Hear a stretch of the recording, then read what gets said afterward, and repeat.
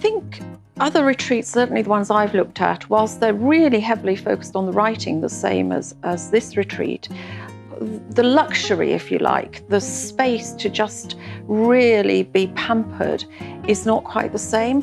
So we believe in both the writing experience, but also that you get some luxury wrapped around you. So you can entirely focus on yourself, on your writing. You get a really nice environment. We look after all the little things that make it special.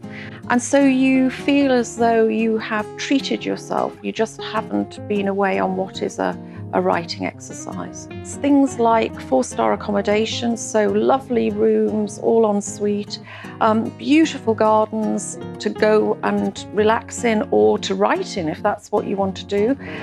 Very quiet and peaceful out in the countryside, the beauty of Exmoor.